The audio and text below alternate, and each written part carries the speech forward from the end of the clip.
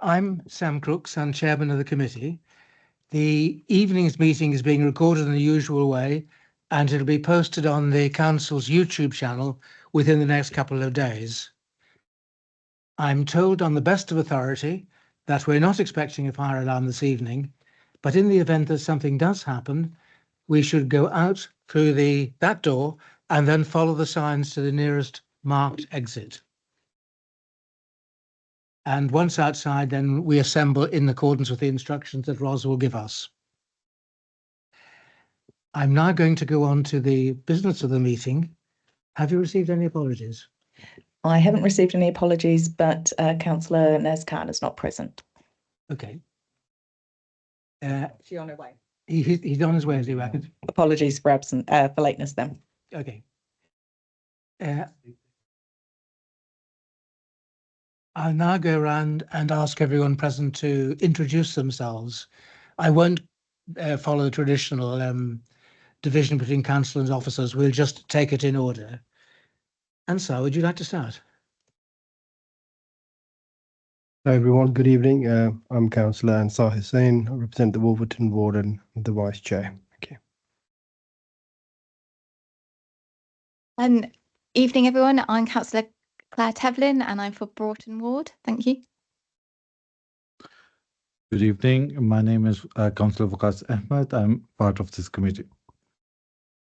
Hello, Sharon Bajal Singh, Director of Law and Governance. Hello, Louisa Hobbs, Head of Operations at Milton Keynes Food Bank. Hello, Paul Malley, Council Officer.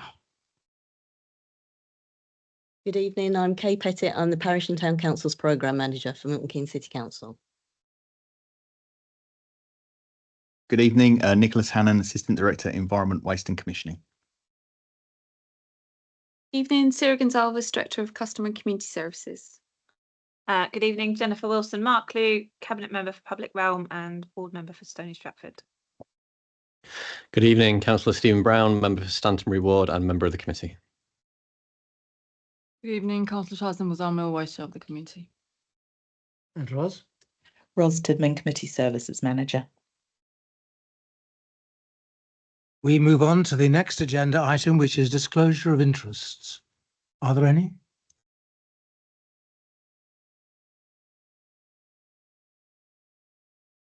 You could declare for transparency, but I think most of you are involved and yeah. Okay.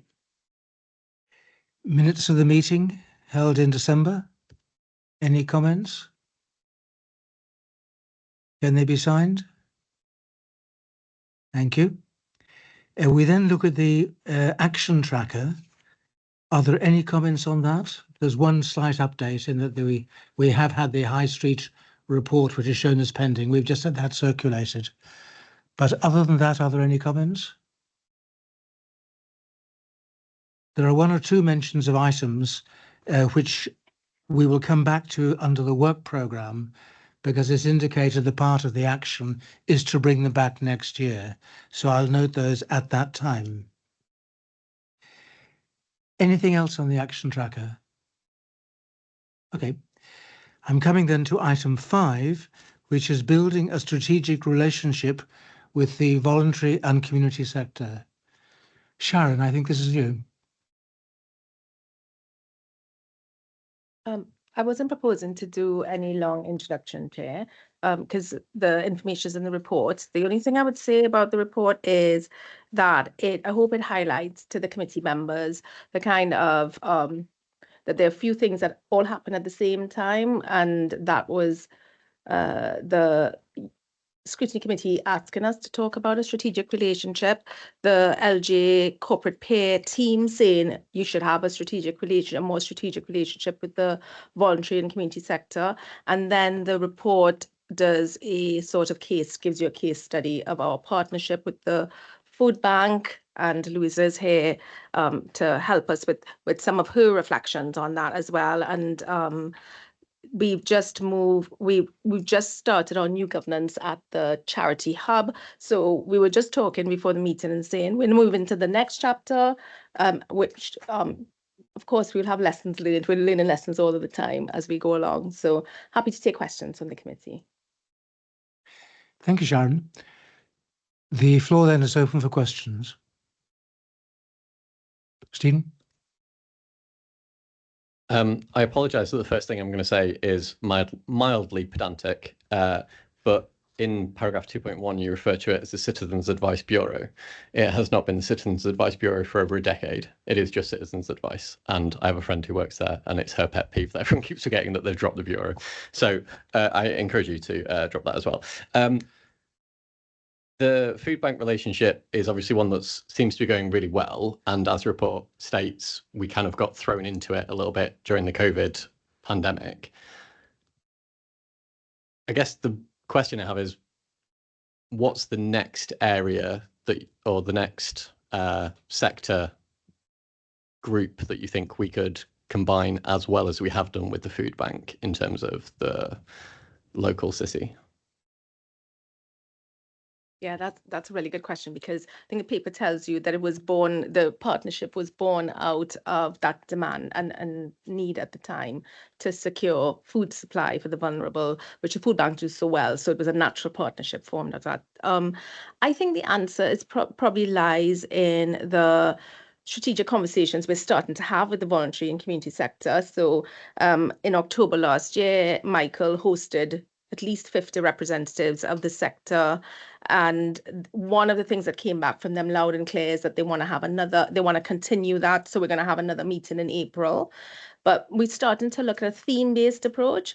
And unfortunately, the event that was supposed to happen today, which was a round table, so that's probably what you're asking, like a themed, like getting into specific themes. Today's roundtable was supposed to be on worklessness. We've postponed that.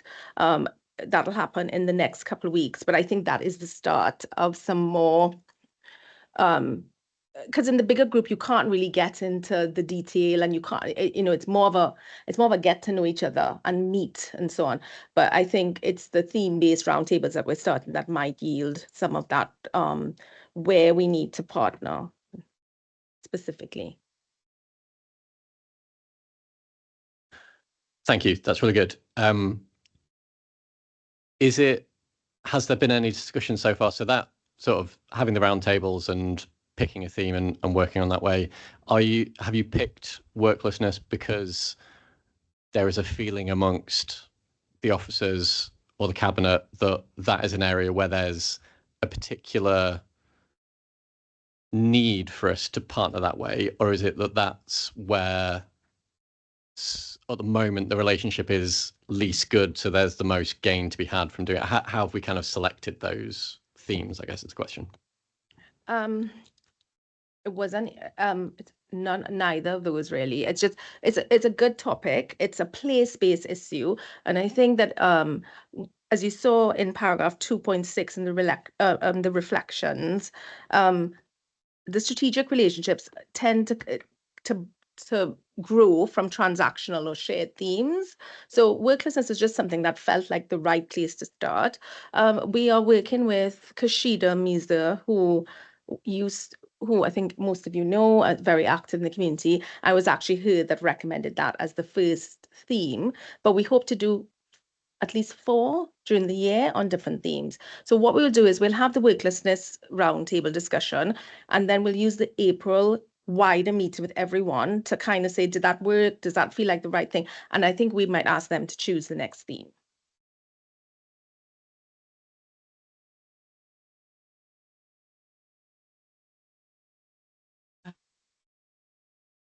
I have a couple of questions.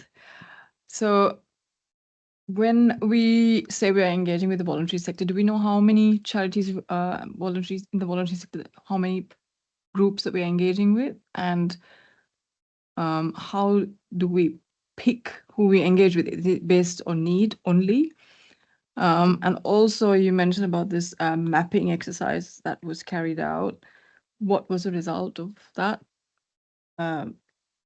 The exercise that you all, I have a few more questions, but I'll come back to it after Sharon.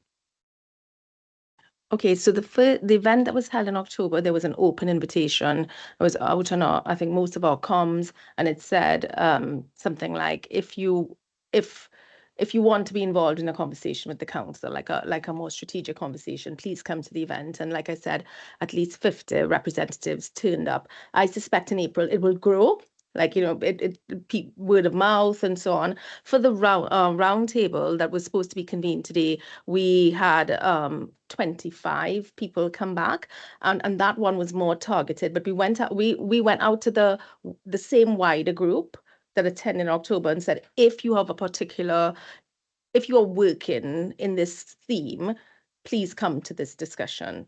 And naturally, and we will have others. And so people were really good about, actually some charities came back to us and said, we don't have anything to do with weakness, but we think you should contact X.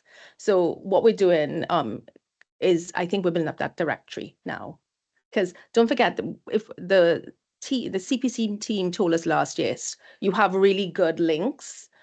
Using Citizens Advice as an example, we have really good working relationship with them and other charities, specific charities. But what I think we're doing now is kind of like, in my head, it looks like a cobweb. We're starting to pull things together and join dots and so on. And I think we will have more of a directory later this year.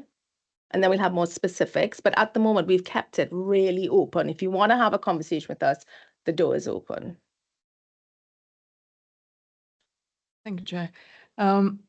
So with the Citizens Bureau and MK Community Foundation, there is a financial contribution that goes from the council. And based on the budget pressures, how is all of that going to be sustainable in the future whilst we work with the voluntary sector?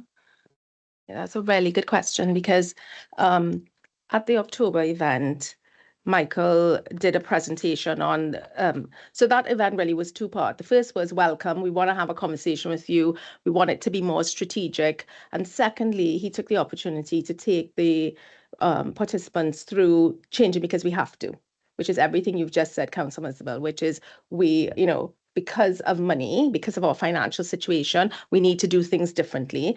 And so one of the questions that we left the audience with was, what can you do? Is there anything that you think you can do and maybe offer commercially to the council? So that's also the strategic relationship we're talking about, is bringing the charities into the space we are, into our space now. And it's not just about us saying, we have some money, we have a grant. We're trying to move away from that kind of, we have a grant, we'd like you to do something for us, to let's have a real conversation about what we can do together. And it may not involve the council giving money to you.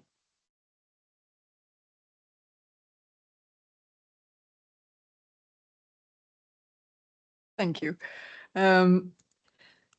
So the chances of MK Community Foundation, the Citizens Bureau getting more funding in the future years, that depends on the work they're doing or their contribution to the council setting. That I just would like a little bit of clarification on that. Also, we've got all these partnerships that we have with the voluntary sector.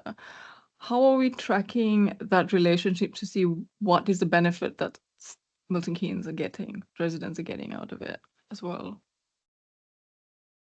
Okay, so in terms of I don't want to diminish it, but I'm going to use it like a transactional relationship. We give Community Foundation money, or we give Citizens Advice money to do something specifically.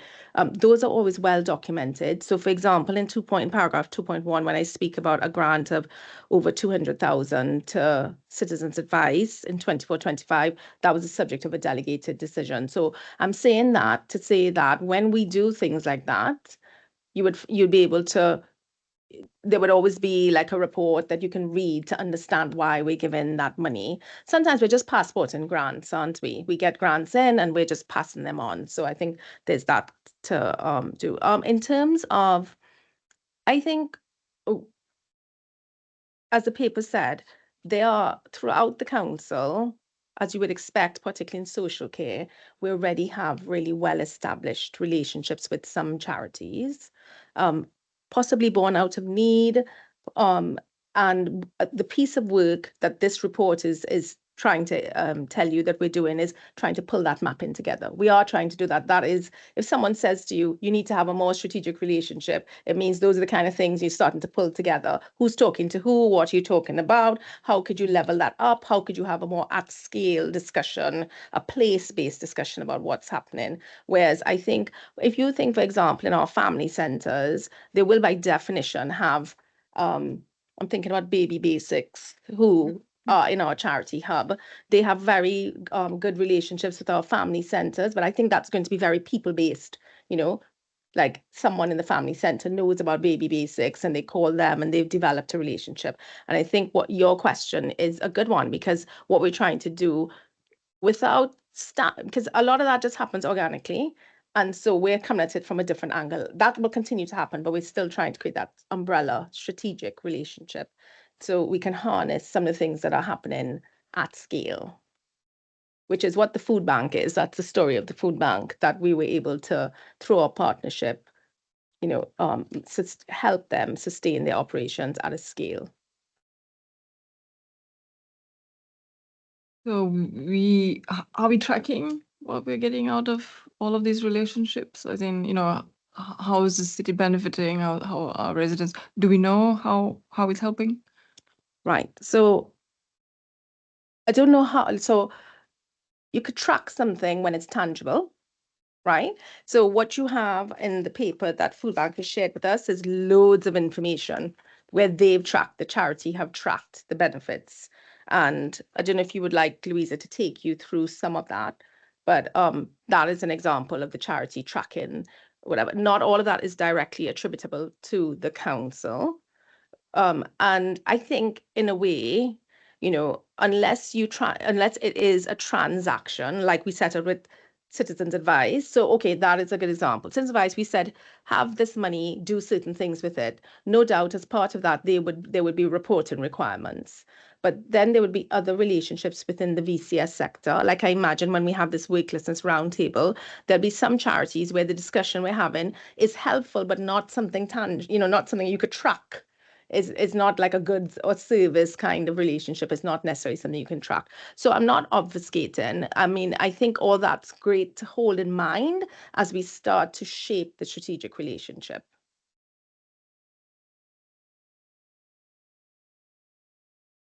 Thanks, Chair. So my question is, we talked about a lot about the community and voluntary sector, but what about businesses, supermarkets and businesses? Have they been involved? Are you tracking that? Thank you. Sorry, Councillor, involved in what? Well, in terms of encouraging them, in terms of the food bank, even engaging their communications with residents. I know some businesses and supermarkets are involved, but I don't know the scale of it in Milton Keynes City. So it'd be good to know. And how are we encouraging that? How's the council engaging in that? Mm-hmm. I think that is a question for Louisa to answer. But what I would say is, and it's set out in the reflections, it's that one of the things that we learned through our partnership is to know where we end and where the charity begins, and to respect their sovereignty as an organization. And so what we have always done with the food bank is we've supported their operation.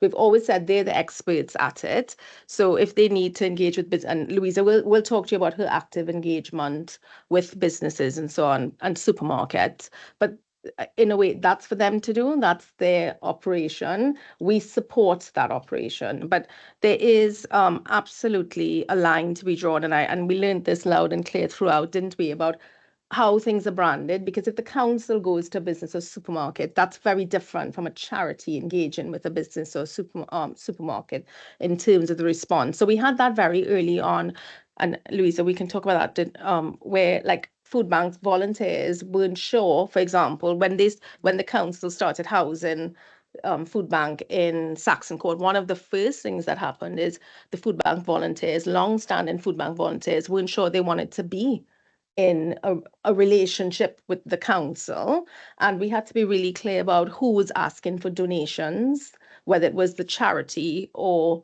the council. And I think that is where we got to that space where we were really clear, this is not our operation, this is the food bank, and we are enabling them to be able to operate during a pandemic and then sustainably now, but and to be able to upscale. I don't know if Louisa, you want to add to that? Yeah, I think that was a really good point. I think in the early days of the pandemic, when we were forming our partnership very quickly, it became clear that the independence of the food bank was incredibly important. And one of the things that we worked into the memorandum of understanding that we worked through early days of the pandemic was, for example, that we wouldn't share any data. We shared broad data, of course, that was in the public domain, but we made it clear from the beginning that we wouldn't share any individuals' data with the council, and to an extent vice versa as well.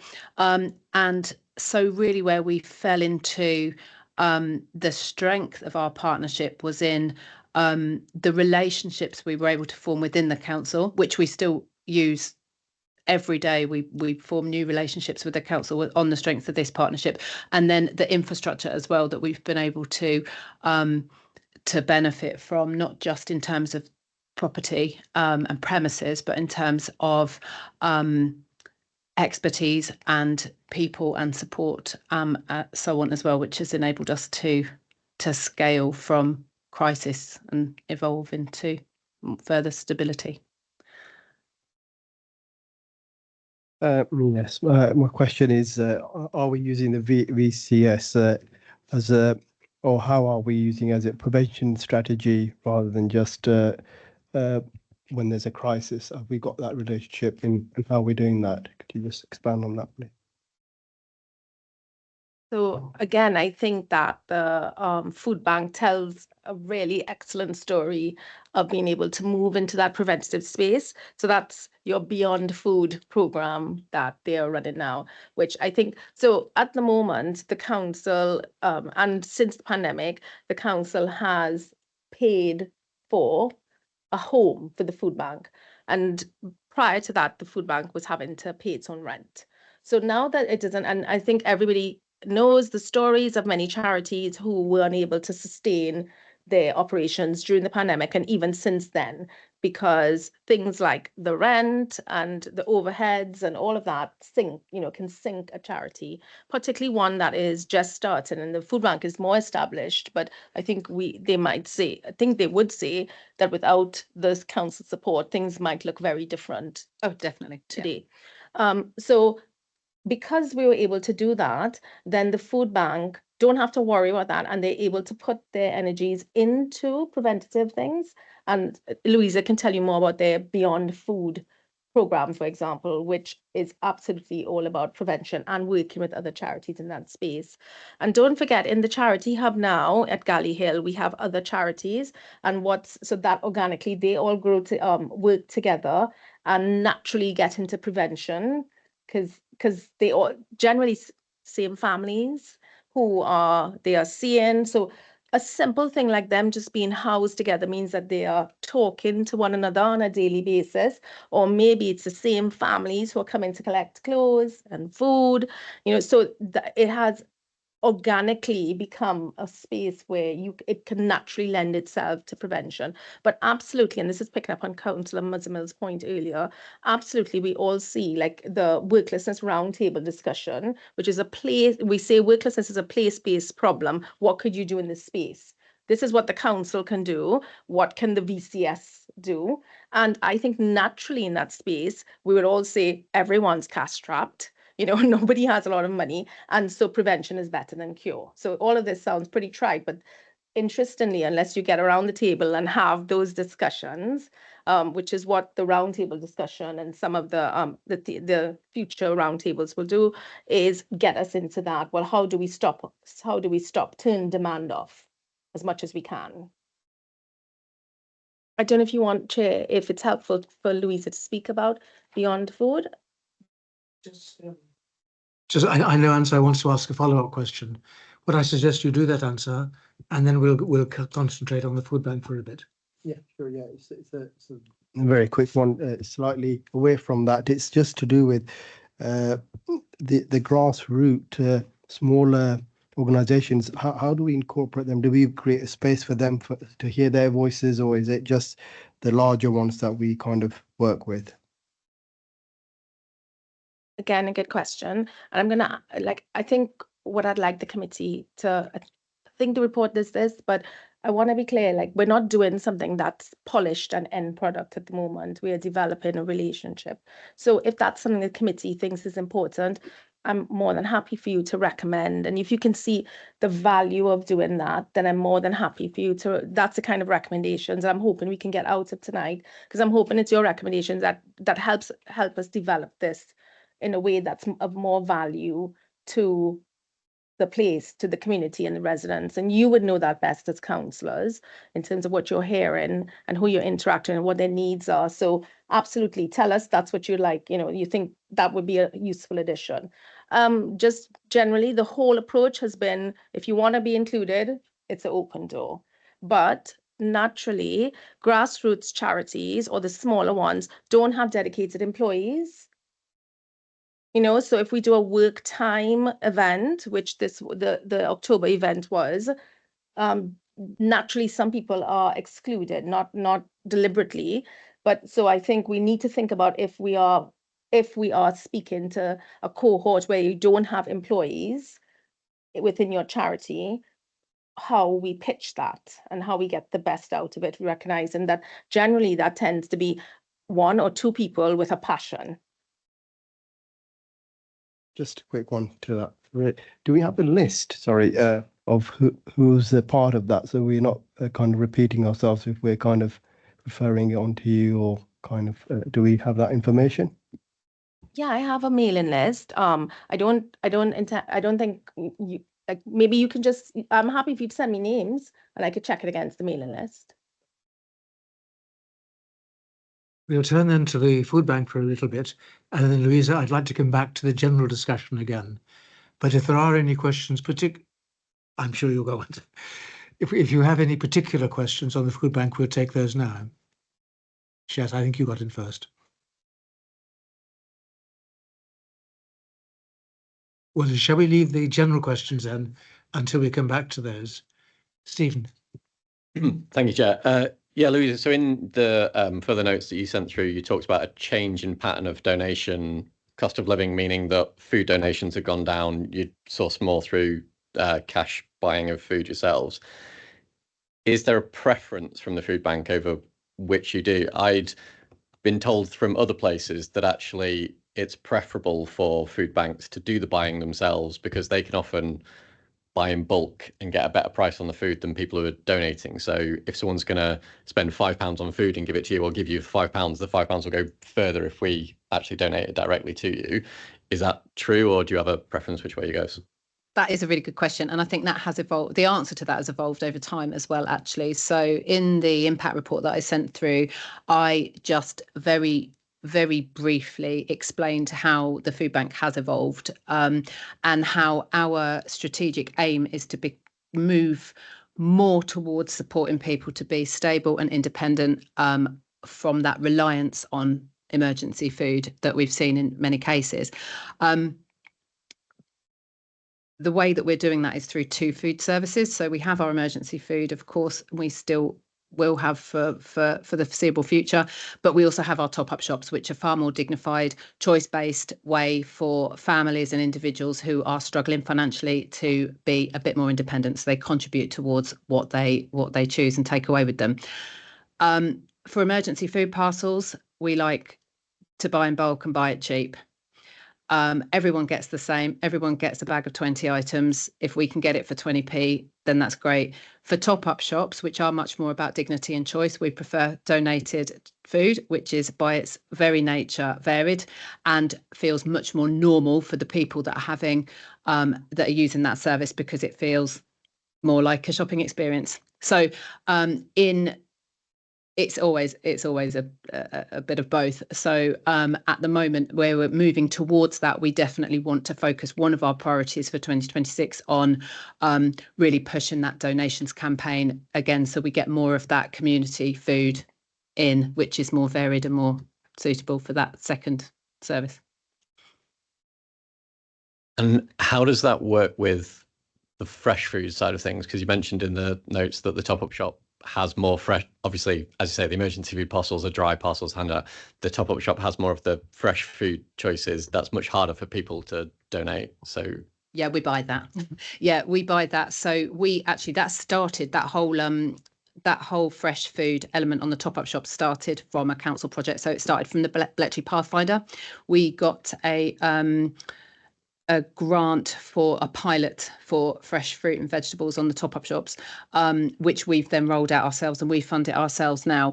And we were very keen to buy in fresh fruit and veg and not rely on the surplus, which is available, but our value of the dignity, we wanted people to have stuff that had a good shelf life on it. So yeah, so that is definitely something that we don't take donations of fresh food. We buy all of that in through fundraising. I'd like to ask a question, if I may, on the food bank. Can you explain the relationship with the parishes, both in terms of what they do, but also the community larder that some parishes are now running? Yeah, so we have a good relationship with parish councils in that a number of our food bank centres are operated out of parish council premises. And we work alongside the community larders. So we realise that there is some confusion publicly with community larders, top-up shops, community fridges, that they all sound fairly similar. But we work really well with Sphere, who run the larders, and we work really well with Food Connect, who run the community fridges as well. So we developed the top-up shops in 2021 as a alternative. We piloted them as an alternative to emergency food parcels, specifically to address a situation with reliance on emergency food parcels that we had noticed worsened significantly during the lockdown periods. We had significant discussions with Sophia at the time about whether or not their community larders, which, in case anyone doesn't know what the community larders are, they are a food club model, where people pay a subscription fee, if you like, to be a member of the club and can pick a certain number of foods. So in that sense, it's similar. We spoke to them about whether or not that would be a move on service for people who had used emergency parcels, and decided actually it wouldn't, for a couple of really significant reasons. So the community larders work on a direct debit model. So they you pay monthly, and you can use the service. And the people that we were targeting at the time weren't going to be taking out direct debits. So we set up something which was a similar model, but ad hoc, cash only, and for people specifically in financial hardship. So we, in terms of how we work alongside them, we try not to be based in exactly the same place. And if we are in the same estate, for example, then not on the same day, just so it just alleviates a bit of confusion in that regard, if that answers the question. But yes, we have a good relationship with the parish councils. Any other questions on the food bank before we come back to the wider topic? Fine. Shaz, I think you had a question on the wider topic then. Thanks, Chair. I just wanted some clarification, because we've been told to provide feedback on the approach to Action 4 around the boards that councillors sit on in the voluntary sector. So I just wanted to understand a little bit about why that is important. Because Sam and I were both sitting on MK Dons, and now they've decided they're not having local councillors sitting on their boards. I'm just wondering, what is the reason behind councillors sitting on these boards? Why is it important that they are there? Because I'm also conscious about the conflict of interest some people might have, the lack of training they might have, the contributions that they can make to those boards, and so on. So we just want to get a wider picture of why this whole. Forgive me for my ignorance in this. It would be just to know why is it that it's so important that we have councillors sitting on these boards. Could I just ask a supplementary question to that? There are, I think, certain circumstances where if there are too many councillors on the board, it hits a rule that says you can't have more than a certain percentage of local government membership. Is that correct? Or I got You that mean wrong? the charity commission? You mean it affects your status as a charity? Fine, okay. I don't know the exact percentage. I don't know, but could be a requirement of the charity commission that you're not constituted in that way. Okay. Back to Shazan. Yeah, so I think that's a really good. So first of all, action number 4 was something that the CPC asked us to do. The Local Government Association said you need to evaluate what your representation is and consider whether you're in the right space, which is what I think you're asking. I think, so we did do that. What we did is we just did a desktop exercise and looked at how many councils were sitting on outside boards. And you're right, it is, quite, it's again, something that's evolved over time. And I think it is a mixture of, I think it's predominantly, you use the MK Dons as an example, where organizations approach us and say, we'd like to have a councillor or a number of councillors on our board. But you're quite right. Of course, that then introduces, it introduces conflict, because if you sit on a board, then depending on what that organization is, then your duty will be to that organization, and it can present a conflict of interest.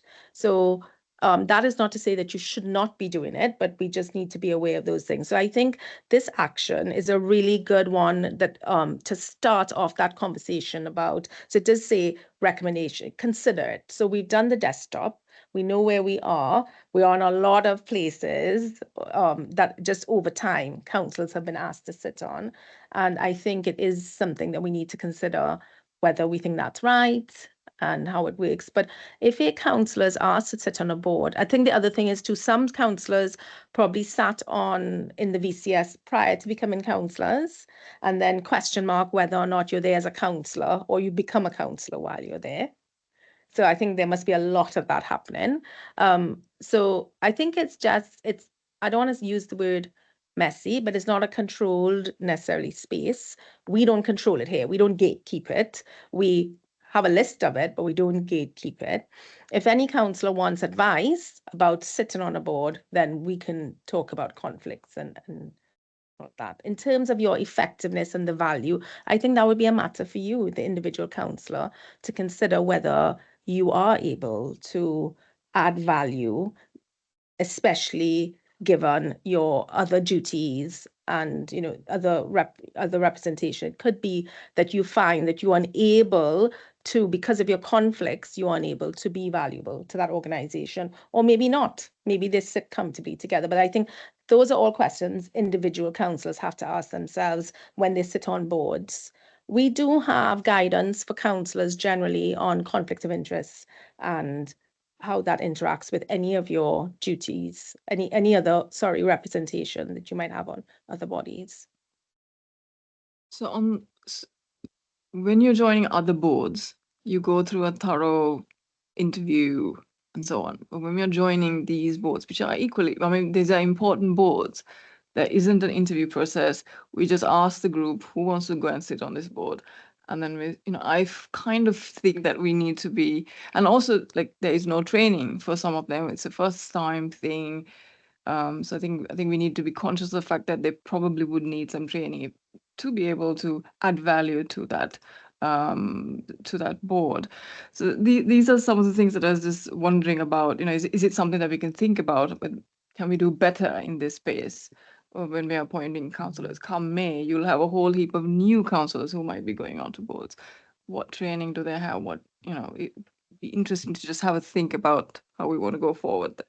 So just on that, I mean, what you're talking about is the ABCs of your register of interest and conflicts of interest that falls out of that. So we do have that training. It's mandatory training for all councillors. So the new councillors post me, all councillors post me should be doing that training anyway, where it tells you about conflicts of interest. If you're talking about a specific training on when sitting on a board, yeah, we could do a bit of that.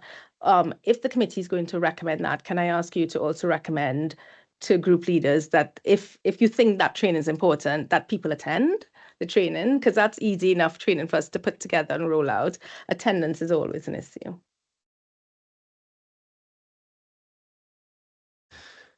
Yeah, I mean, on the training side of things, obviously one of the motions we passed at council a little while ago was having a detailed training plan for councillors once they join the council. So we could presumably include each group would know who the trustees are being appointed, can include that within that. That's already improved. In terms of the strategic approach to the sector, I think a lot of parish councillors and parish clerks would say having someone in the position of K as the contact point has been very useful for them. It's really enhanced the relationship with the council.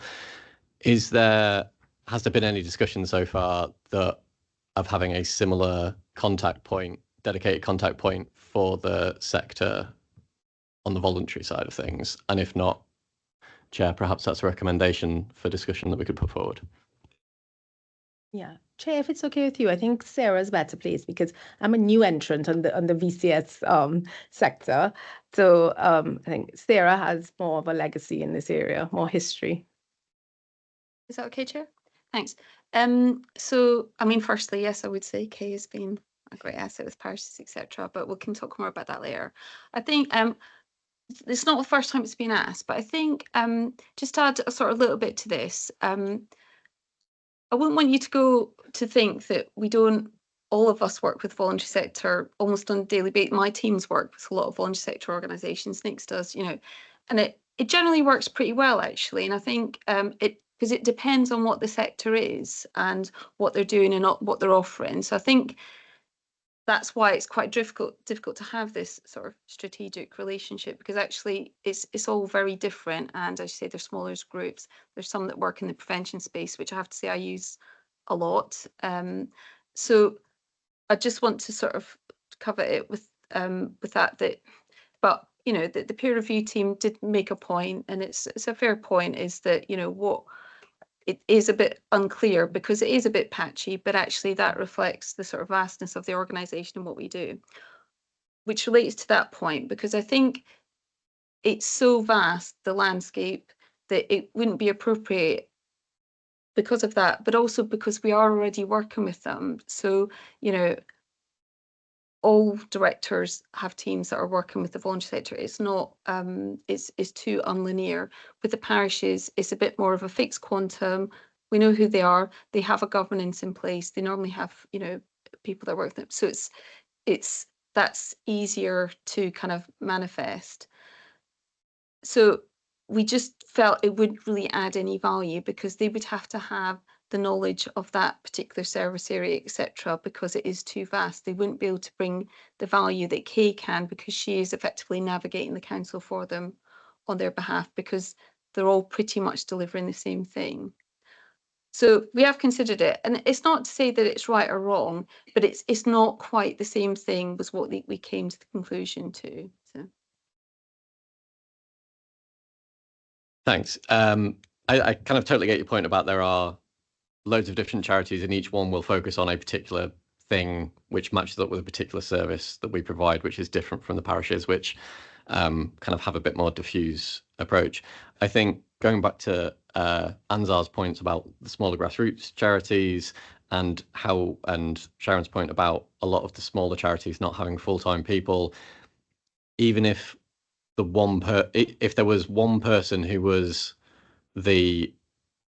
almost the introduction to the council, if there are charities at the moment who don't know how to start working with the council, it can be, as you say, it's a vast organisation, it'd be quite intimidating for them. I think if there's a sort of single contact point who could be able to describe what our relationship is with charities, as Sharon mentioned earlier, knowing where we end and they start type thing. That might, as we are working, hopefully working more with the sector, that could be a way of kind of just not, you're right, it's not going to be the same as K in any meaningful sense, I guess. But I think having a centralized contact point who can be the introduction to different sectors, and if a service area wants to say, you know what, we think we're going to need to find more of the VCS to take on our work, that person could then be tasked with sort of reaching out and finding more sectors. Yeah, I'd say it may not work, but I think it's worth, as we are expanding our relationship with them and trying to make it more coordinated, possibly something worth revisiting. We need to move on because we've got 2 items tonight. I've got 1 or 2 questions of my own, but are there any other questions on the general point of the VCS sector? Marcus. Thank you. Basically, just I've worked most of my life in volunteer sector, supporting a lot of charities, not only here in other part of the world as well. It's a really good initiative, and for last 1 month or over a month, I have been talking to a lot of small charities who don't have an idea what council is doing, and I think that is where we are stuck. That as a councillor, we have to introduce them to come towards this, because reading this, I realized I haven't done half the things with my contacts who were looking for these sort of partnership where they can come and learn from other charities what exactly happening, because council have given them a platform where they can come talk to each other and find a way to be proactive in the community. Like I was talking to Louise earlier before the meeting that I have discussed with a lot of small charities how can they support food bank in Milton Keynes, how faith-based charities they can come forward and show how communities can support it. So these are things I think while we are building the system, which is still in making, there's a lot of to be do. Maybe contact details, which I think Stephen have really put a really strong point. There's a lot we have to understand. And I will accept as a counselor, I'm learning every day, literally every day. And I think any training can't cover this because this is an open field and we all have to work. But there has to be a point where we can go and ask these questions as well, because there's too many questions and sometimes it's not easy to explain. But I think this is a good start as a whole. If you see the big picture, we can put a recommendation, training of counselors, training of working with charities, which is a really open-ended. And I think especially during COVID, we realized how much MK Food Bank was supported by local councillors and vice versa. And I think council developed its partnership. So I think we just need to look into the market and try to encourage both sides to come and start the dialogue, because it's a big task. Thank you, Agus.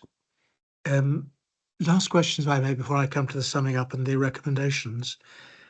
Could I just check, Sharon, that I've understood the charity hub has got room and is capable of other people moving in as well, because one of the problems that many charities have is of storage.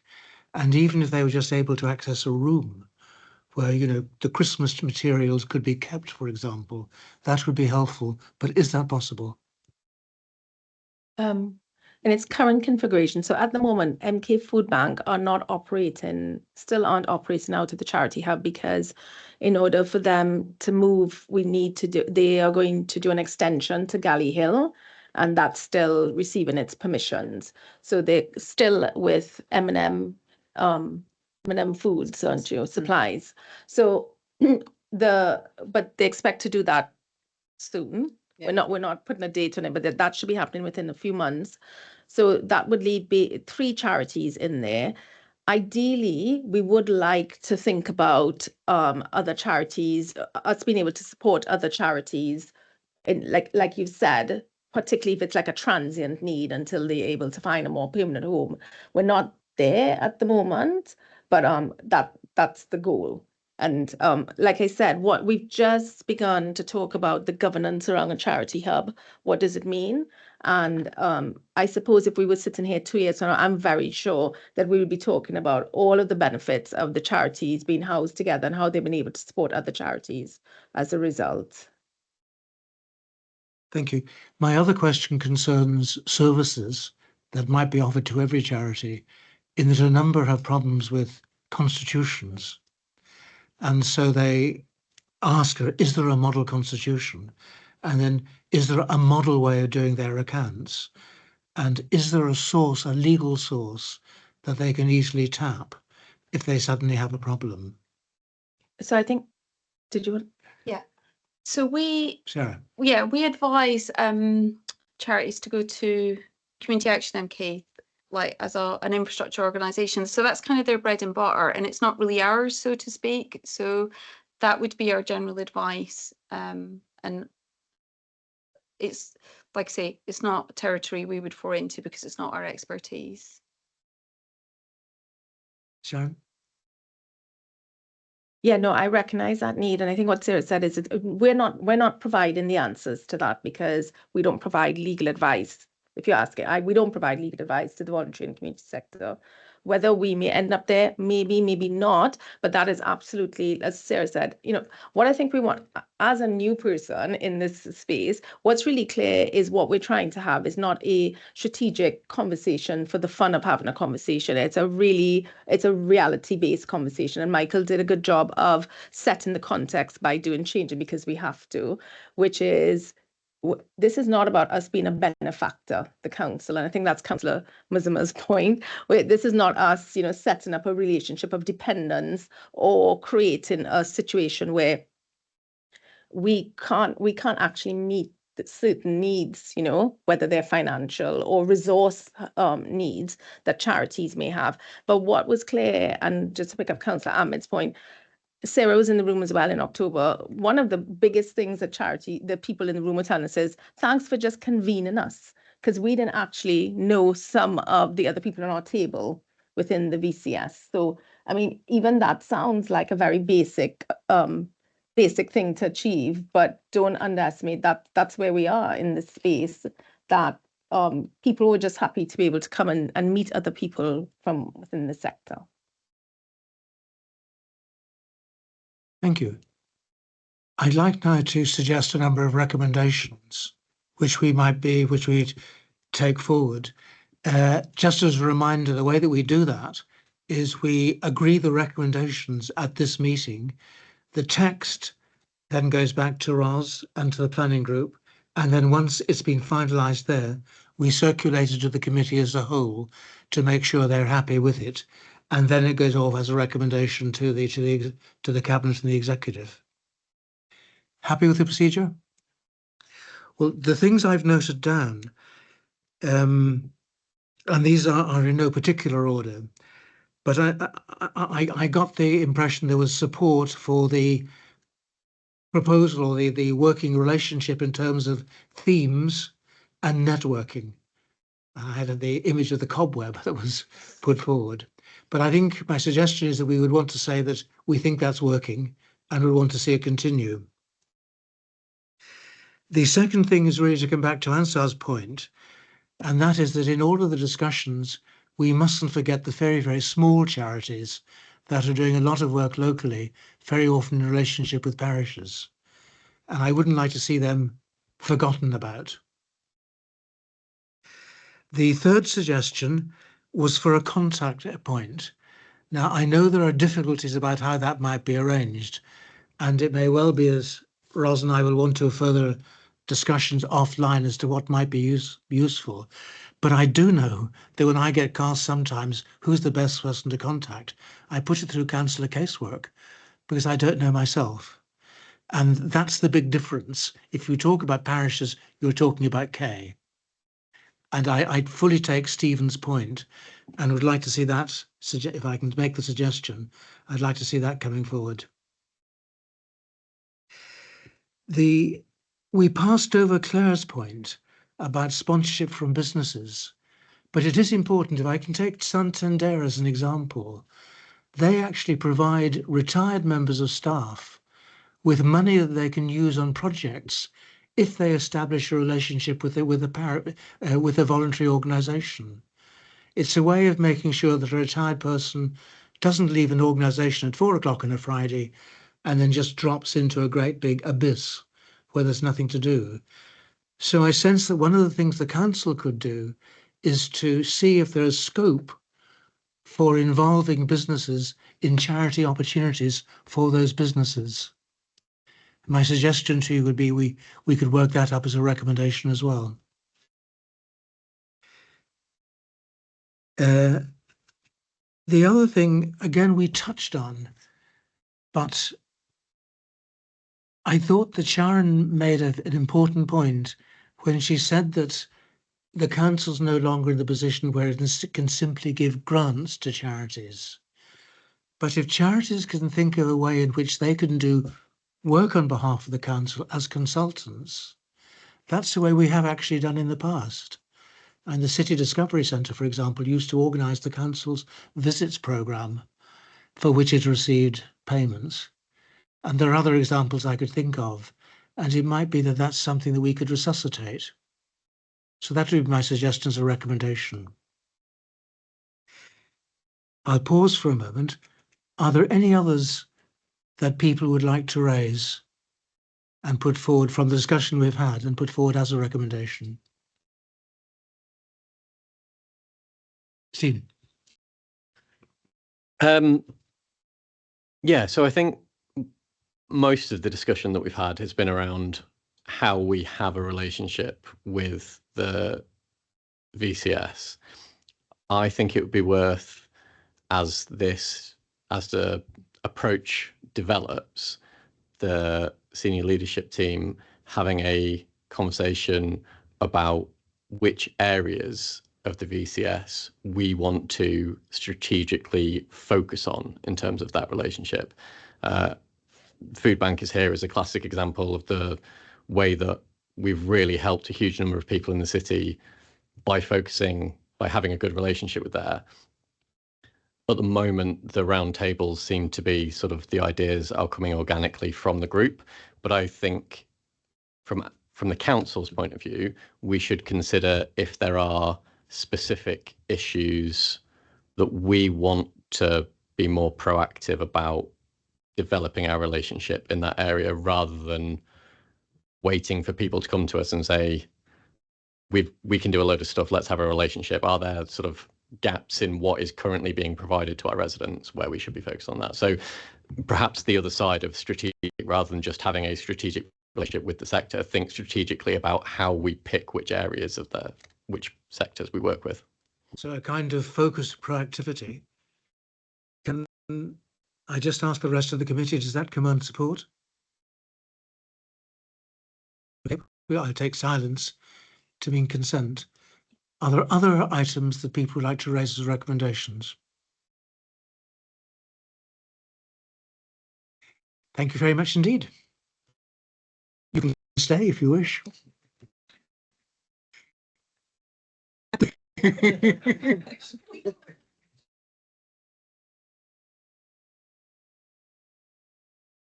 Thank you very much indeed.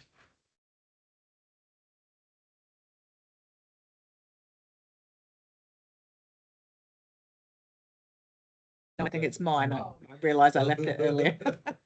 I was just suddenly looking around for it and then I spotted that. Thanks, Lisa. Yeah.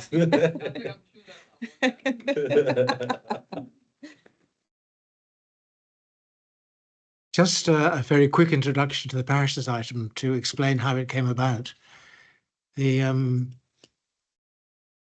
I came here first, Milton Keynes Council didn't exist. There were 4.5 district councils that ran the area. There was Bletchley Urban District Council.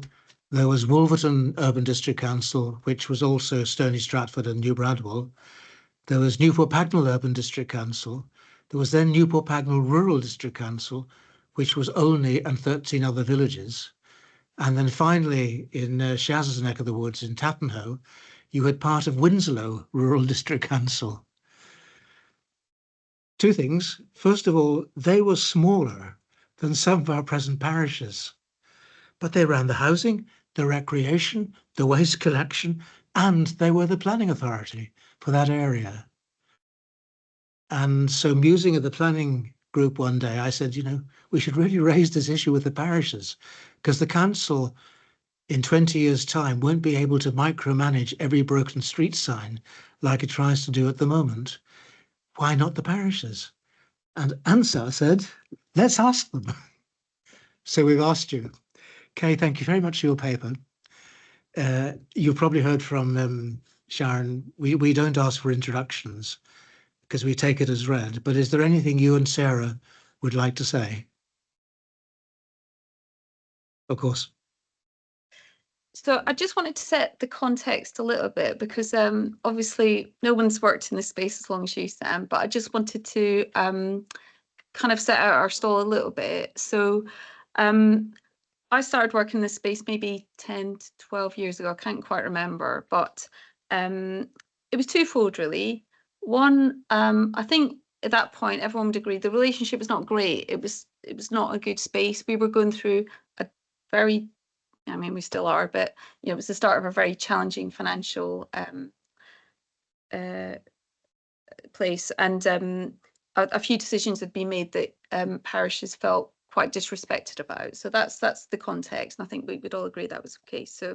So part of my brief was to improve that relationship, and my solution to that was Kay, and I think we'll all agree that works really well. It's never going to be perfect, but we've definitely got a much more mature relationship with parishes. That was heavily supported by the cabinet member, who's Liz Gifford at the time, so that's how long ago it was.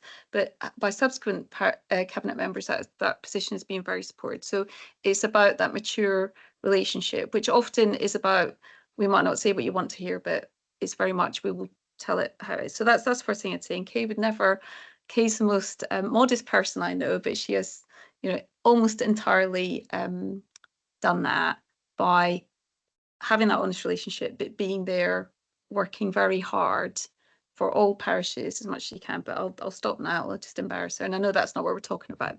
But the second point was that as well. It was, you could almost have written what the brief was and what you've said.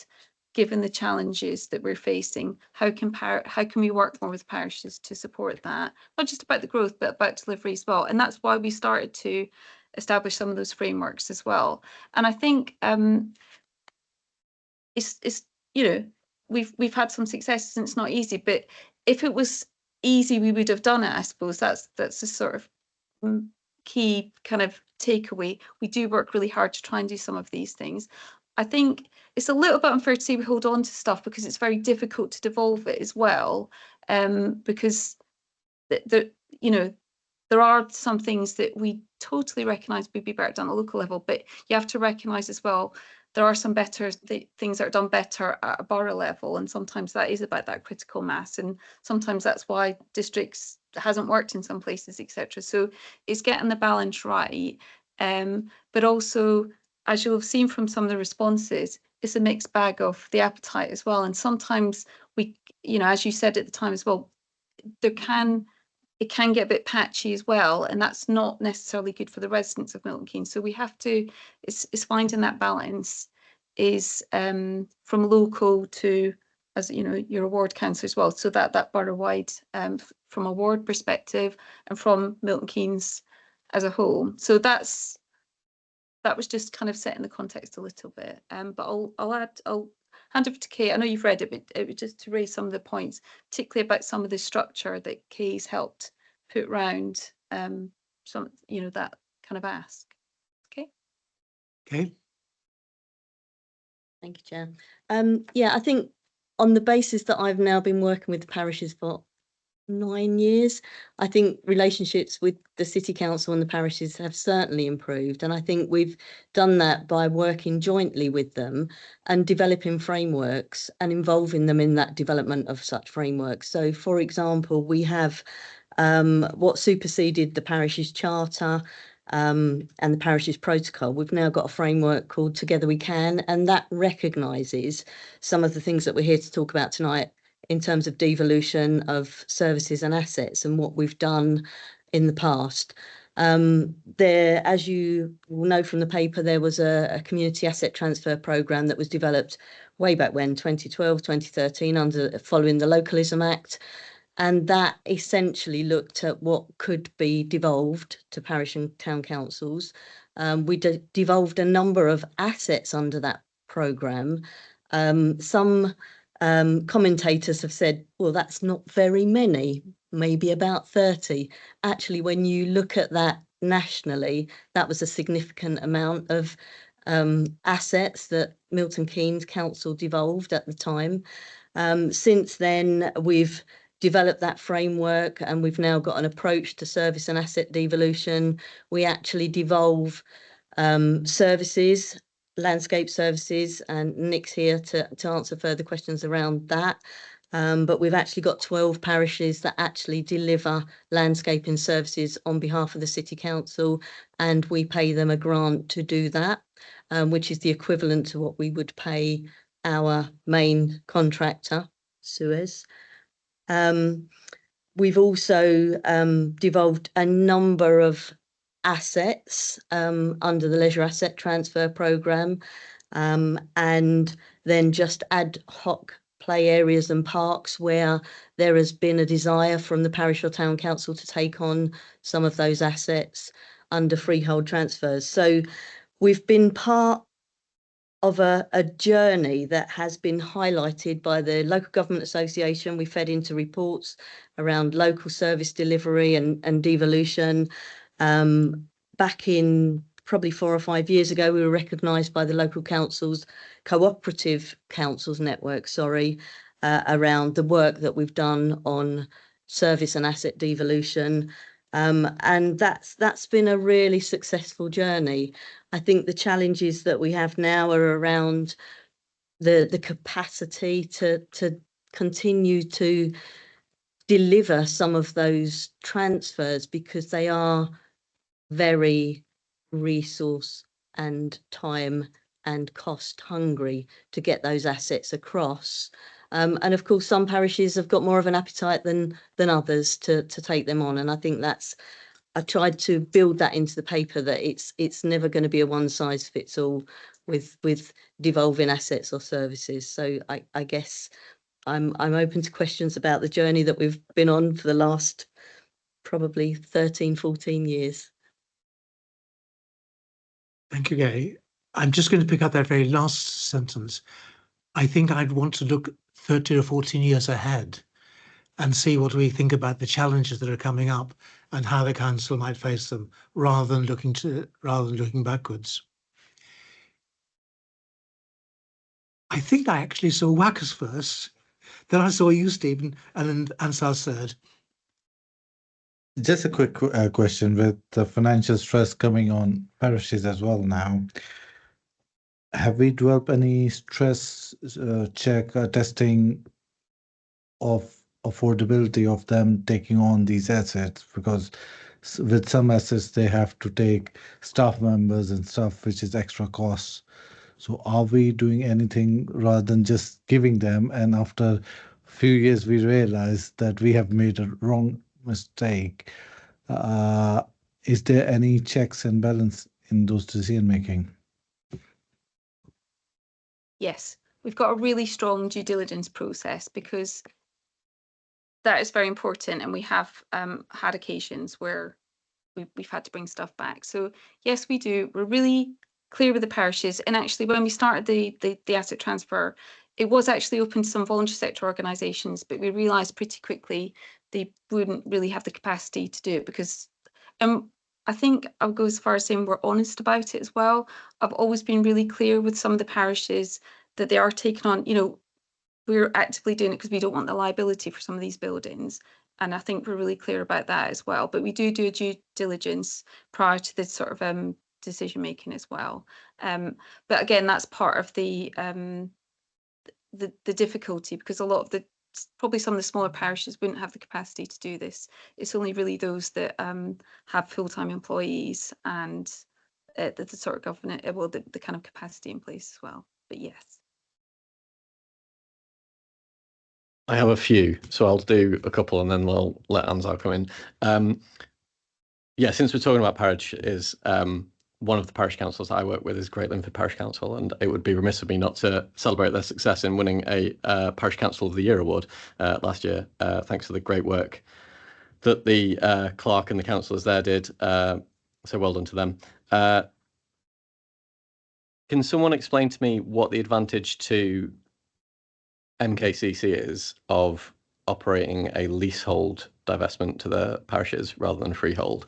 Because a 999-year leasehold doesn't, in my mind, strike that much of a difference to a freehold. Thank you, Councillor. The original blueprint for the city was that the entire strategic purchase of Milton Keynes by the government at the time was that it would enable a single land custodian for the entirety of the city. So the idea was that there would be a single land custodian which would retain the freehold, and that the leasehold would be delivered by those who were best placed to manage individual assets. So, for example, the best example being the Parks Trust, they have an above soil leasehold.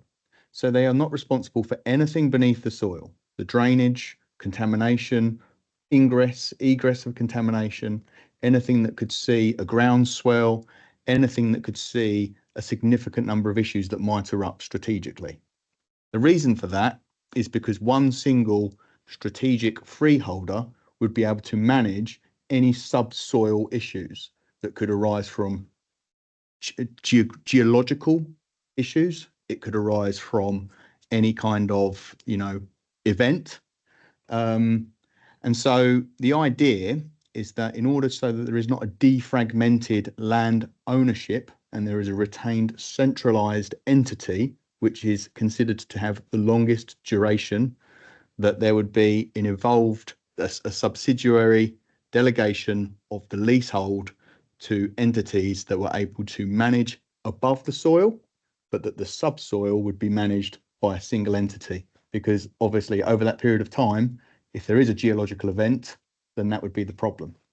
That was the original ideology that was brought forward by the master plan, and that is still something that we're trying to bring forward today.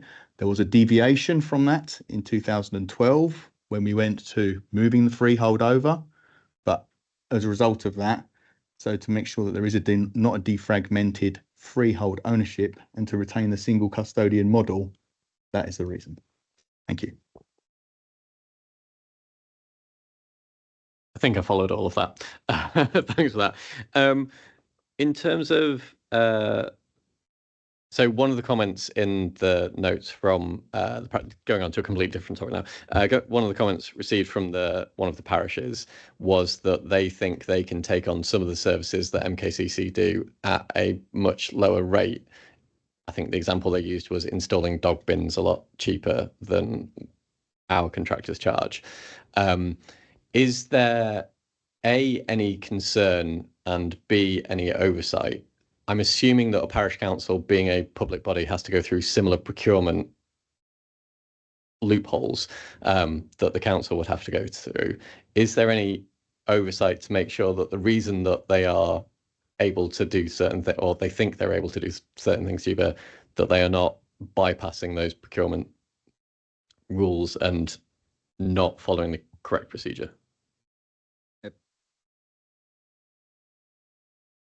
I don't think that they are not following correct procedures. I think it's just that they can push things through quicker. So, for example, if a parish council wanted to install a dog bin, they would have to get some approvals from the city council, but they could get their 3 quotes. They could bring those 3 quotes in fairly quickly, and they could make that happen quicker than possibly we could. So I think they have all got their standards. They're fully constituted bodies, they're governed, they're accountable, and I wouldn't suggest in any way that they're not doing things following their own procurement procedures and rules. So another thing that was mentioned in those comments was that some of the parish councils think there would be value in making the parish councils bigger because they would have bigger purchasing power, similar to MKCC, and they therefore provide better value for money for the residents. How do you square the circle of the fact that really small, not having any real purchasing power, are able to do things for a lower cost than theoretically the city council, which has much greater purchasing power? Thank you, Councillor. One example would be just the polar opposite of what you've said, which is one of the parishes that had to hand back devolved landscaping didn't have sufficient capacity or bandwidth to manage the procurement or the contract management of those services, which was a small parish council, whereas one of the larger parish councils, they're able to deliver that procurement, do the contract management. So whereas because their assets for a very small parish may only be very small, then it could be quite bespoke and quite tailored, which might look like a very good unit cost because there's only sort of one or two dog bins or litter bins or whatever else. But when you start scaling up, there might be more to manage, which comes with additional overhead or additional cost. But equally, the point made regarding what's the appropriate scale and the balance of what's the right size, it's been some of the larger parishes that we've worked with that have taken on and taken forward landscaping services, which has been really, really helpful because of that economy of scale. Thank you. Jenny, do you want to come in on landscaping before I go to Ensar? It's on a very slightly different point, but when we're talking about feedback and talking about parishes having opinions on how large parishes should be, it is for parishes to decide how large that parish should be. It's got very little to do with the city council. Lots of parishes really enjoy being small parishes, and some of the larger parishes really, really love being larger parishes. But that's, I don't think that's really a subject that we're going to put up for discussion. And so tell us about Wolverton. Oh yeah, waiting for my right. So where do I start? I think firstly, thank you to the officers for coming here and Kay for compiling the report as well. It does actually set the scene. The context is right. I think it covers quite a lot there as well, and it's in the correct terms as well. And what I'd like to express is that I think where we were some years ago, I know I've been on the parish for a long time, town council, and the relationship back in the days was not as good as it is now. So we were through the parishes forum, it's developed and it's made milestone journeys now, and a lot of praise for Kay really from town parishes, the way she's working with them. I think I can say for Wolverton certainly, and I'm sure it's the same across the board. And coming to the finer point, it's really, I think more recently Wolverton have taken on some assets, and every parish is very different. We know that, smaller, larger, and some are more sustainable. They have good visionary thinking, and they can make it work because it brings money in. With Hodgley Community Centre and Stacey Bush's recently, Millmead Hall, they all kind of, we've got a good system in place and it's working well. So I think that's a very positive. Some of the areas they have up for discussion is like parks and play areas, which they're a bit reluctant at the moment for various reasons. But I suppose that's the decision for them to take, how they can take that on and whether it'll work for them. But generally speaking, I think some parishes have actually done shared kind of workload as well with certain things, which works for them, and some areas will differ with what they want to take on because some of the assets they don't exist there, or they're very small, and it's very, very different for a range of reasons. But my question is really that how do we ensure that if anything is delegated, that there's consistency on delivery and the standards between them don't vary that's one of the probably challenged areas, how you oversee that. And one other point was, I think, WAC has made, but I just want to kind of add to that, is that if a parish can no longer, I know you've got this process in place, Sarah was saying that, where they actually look at everything before everything is passed on. But say if it was passed over, and they could no longer sustain it, what's the fallback? How would that? So it's just them to find a points on that, if you can. Thank you. If I just answer the second one first, because I've sort of forgotten what the first one is. So yeah, I think we've got a bit tighter at that, because I think when this happened initially, there wasn't as much due diligence, and we have had some assets returned to the council, and it was really extremely resource intensive, not good for anyone. And but we are sort of open-eyed about it. We say this is your local asset, different with services, and I think we're talking more about assets now, because services is slightly different. I can add or whatever, but and you are taking on, but it's up to you. And if it doesn't work out, you're going to have to sort it out yourself. And we are a bit clear about that, because they do tend to be local assets, and we're sort of saying it's not appropriate for us to run it, and we may not be able to because of the current financial context. So here's a local asset. You know best how to do it. You'll make a better fist of it than we would, but it is yours to deal with. And we've not had that happen before, but we are, again, really clear about that. It kind of becomes the parish's problem. And I'm not saying that's right or wrong, but we're really clear that that is the case. So you know how difficult it is when we close things. People don't like it. So we are clear that if you can't sustain it, you're going to have to own that. And I think that's just the nature of the current sort of context. In terms of monitoring, again, it's a bit different. So, I mean, Nick could tell you a bit about how they monitor for landscaping, because actually we are, you know, that's a statutory provision. We're required to do it. So we can't just let that happen. So I suppose this kind of reflects the whole conversation, and that it's different for different things. And there isn't a sort of one size fits all. It depends what it is that they're doing, because sometimes parishes are picking things up that we don't want to do anymore because we don't have to, but we know they'd be like to. Whereas the other things that we're looking at as well, they're a bit more complicated, but it's something that we as a principal authority have to deliver.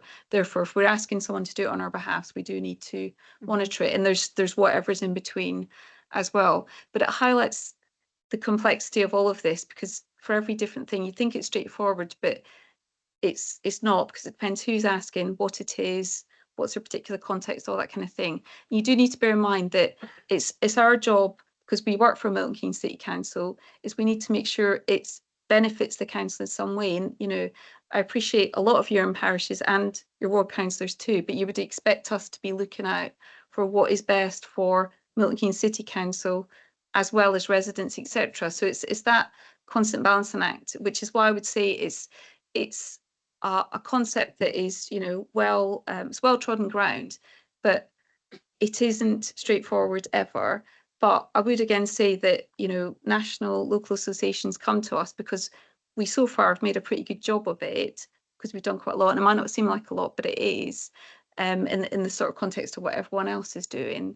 So we want to continue it. And I know you said you didn't want to sort of look backwards, but you kind of do have to look backwards to look forwards as well, because, as you know, the challenges for the council, it's just going to be different, because parishes have challenges too. So we can't just say they're going to do it and that's fine. It is more nuanced than that. But one of the things that we do know that parishes are making use of is the precept, because if local residents particularly want something, then they'll use that. And that's something that we've always said, that's a good thing. If you want to make use of that, you can. But realistically, that's sort of the only way that they can often sustain these things. So hopefully I've answered your two questions in a roundabout way, but it's just probably what will apply to a lot of these answers is it depends on the context, what it is, that kind of thing. My questions? Answer. Shaz, have you got any? Oh, all right. Thank you. That's kind of you. Yeah. It's kind of a follow-up. Yeah, I think what you've just said there, it's actually in the report of once the ownership is taken on, but it's quite openly scrutinized before it's transferred, and that which is understandable. And I think that's the big understanding the parishes probably have as well, I think. And then it boils down to really, if they want to take any ownership, they've got to probably put it out to the residents to, because if they're going to raise any precepts, then it's a cost to the resident, and it's that balance between the actual what we raise here and then at the parish, whether they're willing to do that. And I think the challenge is, if something does go wrong, the blame would come to the parish really from the resident. Why do you take it on? Because you couldn't do it. I think it's a complex kind of arrangement, but I think in all lessons, I think they know what they're doing, and you're working with them, which is important for them to take on something that's viable and that'll work for them. I think all that's assessed. So really, thanks for that. Yeah. Yes. Yeah. I think we should record our thanks to the parishes for sharing some feedback with us. We didn't give them a lot of notice, did we? But they've come back to us. So yeah, just would like to thank the parishes. We've heard from officers about the challenges and of course what works well. We've also heard around stuff around asset transfers that feels ad hoc. We've also heard from the parishes, and I'm very much aware that the council-parish relationship is really, really important. I'm glad Kay is doing a lot of work around it. So thank you for that. But of course, when I'm reading those comments from the parishes, there's clearly a sense of frustration around the delays, the lack of communication, the fact that some feel that the council's overly controlling around the freehold and leasehold issues. Some parishes don't seem to be keen on. There's a concern around fairness, the taxation, and that feels like a shared concern among quite a few of the parishes there. And of course, there's a differing appetite for devolution as well. Again, one of the other things we discussed was that some parishes have capacity and others don't. And Sam, you mentioned that we need to be looking 30 to 40 years ahead of what this is going to look like. And I completely agree. And which is why I am suggesting, that we consider, and considering everything that we've heard from everybody around the table, as well as the parishes, I was just thinking whether it's possible to have like a 12-month parish devolution accelerator pilot where we bring the parishes in, willing parishes, maybe 6 to 8 willing parishes, small, big sizes, and test these, the devolution models, and just ask them what they think works for their parishes. Of course, they'll be supported by the council as well. It's just, I feel that these conversations will lead to a more collaborative approach of how we do this work with the parishes.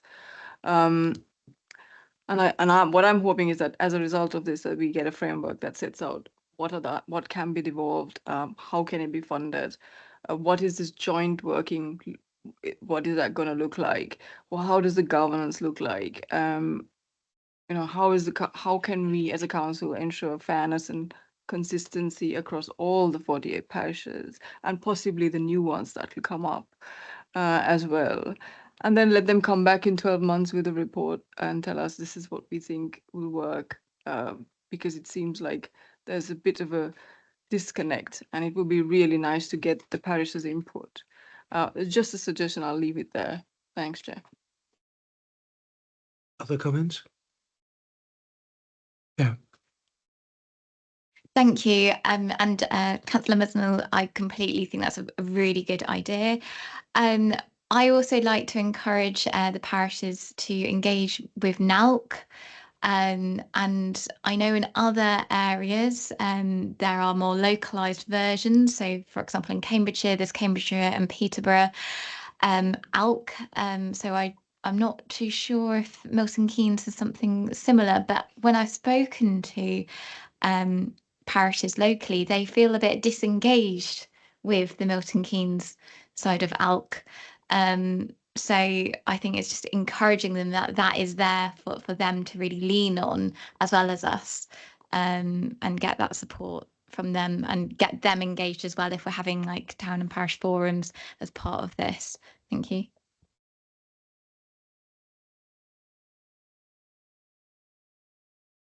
I think we do work with NALC a lot. We hosted the national conference here twice actually in the last sort of 5 years. We've got McCalc and B McCalc. So just to make that point, because I do think they work quite effectively here actually. And Kay's always trying to connect them as well. So if you've heard that, it'd be good to hear who it's from, because I do think it's pretty widespread. I think most people know about either McCalc or B McCalc. And like I say, we work with NALC a lot and we are kind of recognised with them as well. So I think just to kind of make that point, it'd be good to hear if there were, because it's very easy to connect them. Thanks, Sarah. Stephen? Thank you, Chair. Councillor Wilson-Markley knows I have enormous respect for her opinions, but I'm going to ignore what she said about not talking about size. I think the council should care what size parishes are. I think we should involve ourselves with talking to parishes about what size they are in order to discuss how their residents are best served by local government, including both levels, the city council and the parish councils. My sister's life would be better if she lives in Milton Keynes. Unfortunately, she doesn't, but she lives in a place where the parish council has 52,000 residents.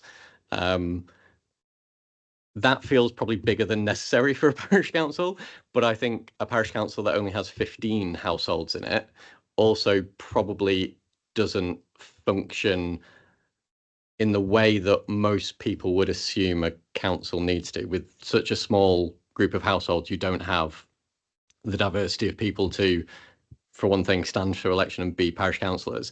I think the risk that we end up with too much of a postcode lottery across the city of how well certain things, certain services are delivered to residents because the city council can no longer provide all of the services and certain parish councils refuse to take them on because they don't have the size and capacity to take them on, means that, as Sarah mentioned, we should view these things as what is best for the city council, but also what is best for our residents. And if there are parish councils which are not capable of providing the level of service that the residents need, then I don't know what the mechanism would be. I know the city council got involved in discussions about boundaries of parish councils around Mulso, around MK East expansion.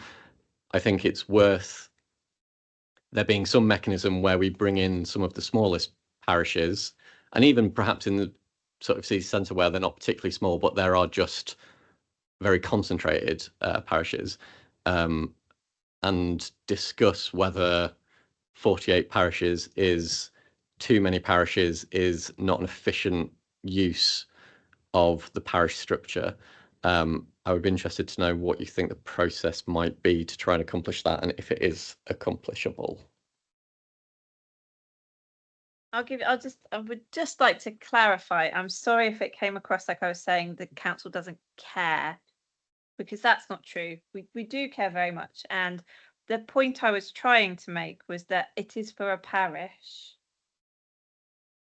to decide, and the Together We Can document is really important. It's not the council doing to parishes, it's the council working with parishes. So if a parish or a group of parishes do think, well, actually, we're not quite the right size, this isn't working for our residents, perhaps we should review this, that is something that the council can facilitate and accommodate. I know in my area there were discussions at points about the viability of some of the parish councils because they were very small, and some of those really small councils, I'd say actually all of the very small councils don't actually have the power of competence, the general power of competence. The general power of competence. So actually they're not functioning like the larger parishes. They are functioning on a very different level. They're very local. They're, there to talk about hyperlocal issues. And those parishes really just aren't interested in taking on additional services. But that is for the residents in those areas to decide. I suppose the problem that we do have perhaps is that not everyone is engaged in local democracy. Lots of people have no idea that they have a parish council and a city council. They don't know what the parish council in their area is, what it does, what its purpose is, that they can get involved in it, that they can go along to meetings, that they can stand as councillors. So there's something there perhaps about awareness and about involving people. But I would say in this room, we are probably quite a specialised subset of residents that care really passionately about these things. And for a lot of residents, they don't care until it affects them. When it does affect them, there are ways that we as a council can review those boundaries. But I feel really passionately about this. It is for those parishes to decide because we have devolved that power to them. Sarah.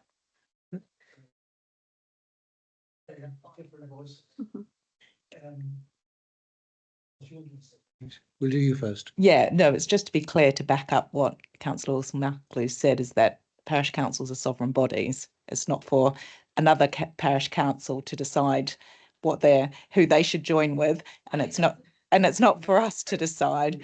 But it does bring up a few kind of follow-on questions. So we weren't able to share with you because it was literally published the day the agenda was published, but now published some case studies of how town and parish councils are working quite innovatively in the devolution area.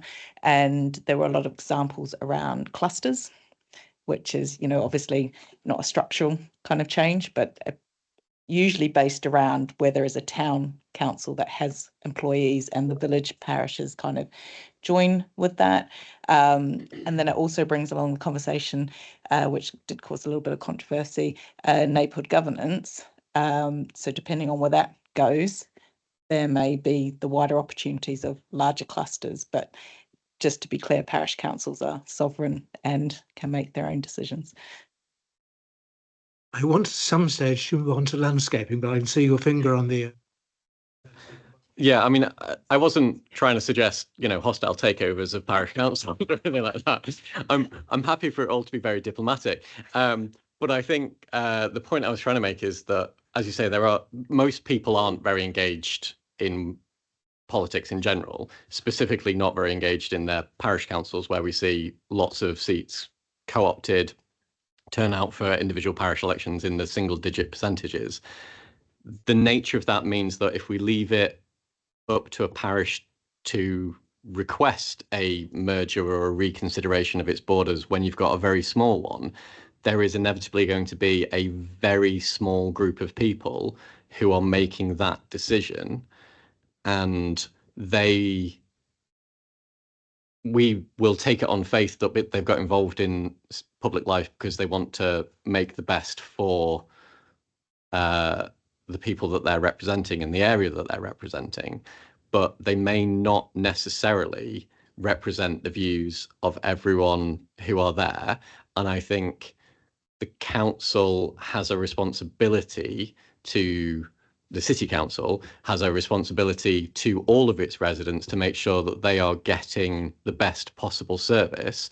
And sometimes that might mean we need to be more proactive about suggesting, encouraging, guiding parishes in order to make that decision to merge, rather than just waiting for them to have a moment of clarity and make that request. I think if there are cases where we can see where people aren't getting services provided because they're in a parish that is too small to provide them, and the city council is no longer providing those services, that's unfair on those residents. We need to be proactive in trying to change that situation by discussing it, starting the conversation with the parishes is what I'm suggesting.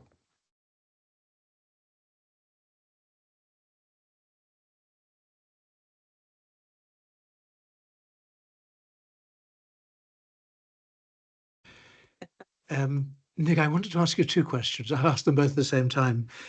If you take Wilden Estate, there are actually 4 bodies looking after will and estate in terms of landscaping. Is that really efficient? That was my first question. The second question is if you can just help us a little bit on economies of scale, because there are obviously things that the council can do because of its size in terms of landscaping, which just wouldn't work if devolved. To what extent is it possible to have the council as a major contractor from whom parishes buy a package of services? So one parish might buy Basic Plus, another parish might buy Silver, a third parish might buy your Platinum All Star. And is that something that the council could realistically offer? Thank you, Chair. When we first started looking at devolved landscaping, I'll take the latter question first, if that's okay. We looked at the simple just devolution or, delivery of the frontline services to the agreed specification. That included the potential for parishes to top up additional services if they wanted to, either from a contractor they procured or from our own contractor. We see even now with the current devolved parishes that are delivering landscaping, that some of them have delivered it in-house, some of them have gone out to the market. And so they've got a nice choice there of how it is that they choose to procure the services from an agreed specification and to do more. So at the moment, we haven't really offered, these are the access to our services or our contracts necessarily. What alternatively we found is that some parishes are happy and have provided us with funding to specifically focus on areas that they're interested in. So that is where it's almost a top-up service where they'd like to focus on residential areas more and more. So we have seen a flexibility around how parishes and town councils are commissioning services when they're receiving funding from the city council or when they're topping up that budget using the precept or however it is they wish to do that. And I'm not sure at the moment we would want to, we could present a baseline offer for them to access council resources. But in landscaping, it seems to be fairly flexible at the moment. What we've reached within landscaping devolution at the moment is a bit of an impasse where we've got sort of 12 parishes that have devolved, which is 40% of the land, which is great. But therefore, you're reaching that tipping point of what is the preferred method for some of the other parishes that we were hoping might have taken on devolved services at this point, which is why, and it sort of raises to Councillor Brown's point really around we're looking at a potential leasehold model, which might be more attractive to some of the other parishes, for example. Now, within that leasehold model, just very quickly, we have to look at what that means for HRA land, because that is technically land that's owned by the Housing Revenue Association. But then it leads into your point around there actually being defragmented delivery on land management.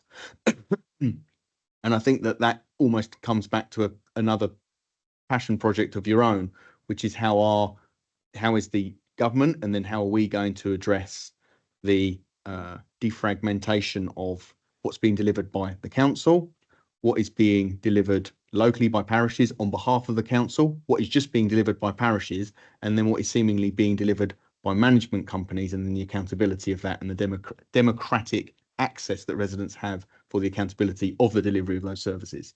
And that is that is a separate scrutiny question, but I do think that it is one which is emerging and evolving, and we are starting to see a divergence in that, where residents who live in the as-built phase 1 of Milton Keynes, shall we say, there is a differentiation between those who are living in second, third phases as well. And of course, Willand being a very good example.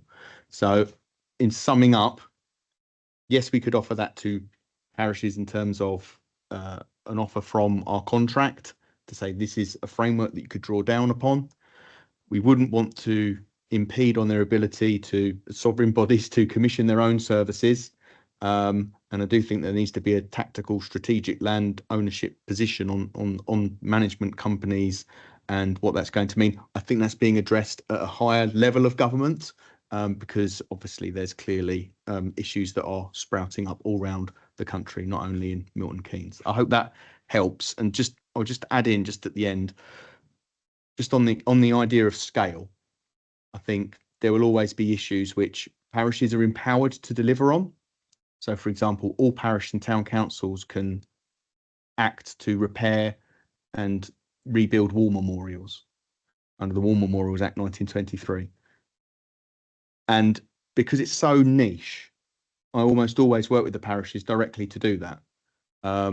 Because even at the city council level, there's one person in conservation, one person in property, and myself who understand this very, very niche level of expertise. But we would always make sure that there was the access to support parishes if they wanted to make money available to do that, and they were statutory empowered. We'd always be happy to support them to deliver that work. And it's about how can we provide that empowerment to deliver services that they are empowered to deliver themselves.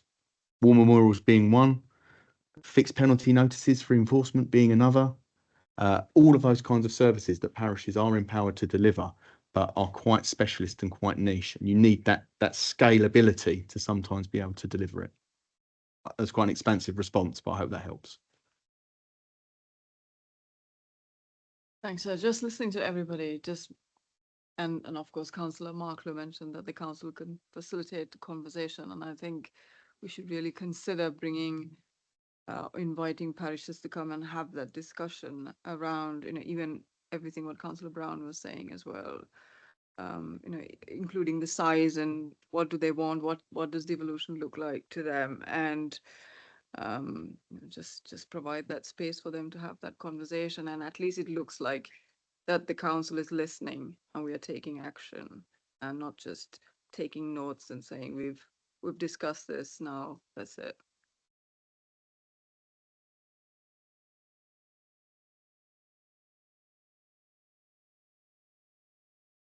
I just wanted to take you back, Nick.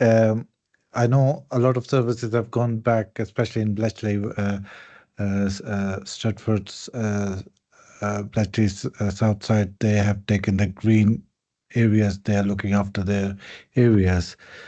The issue is becoming that if new people are moving into the area and they contact the council about who to contact for certain things, they are not told who to contact even on the parish. And that's really sometimes it embarrasses as a councillor when we are knocking on the door that a council contact details I haven't told. We have to tell them.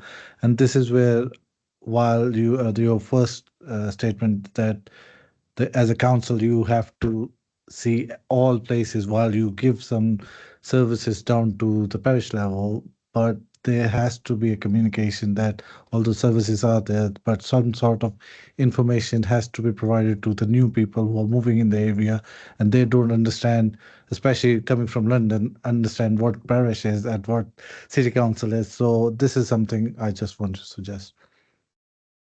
Thank you, Councillor. That is an excellent point.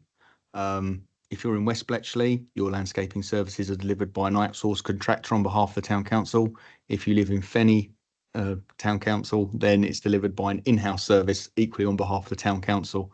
Some bins are city council bins, some bins are parish council bins. And that is again, how do new residents and in some cases existing residents do that? And that's a very good point. So that we can engage with residents so they know who to speak to, and again that access point. Thank you.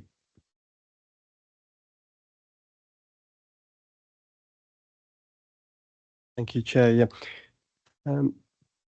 Just on the point of engaging with parishes, I think city council is very well engaged with the parish councils.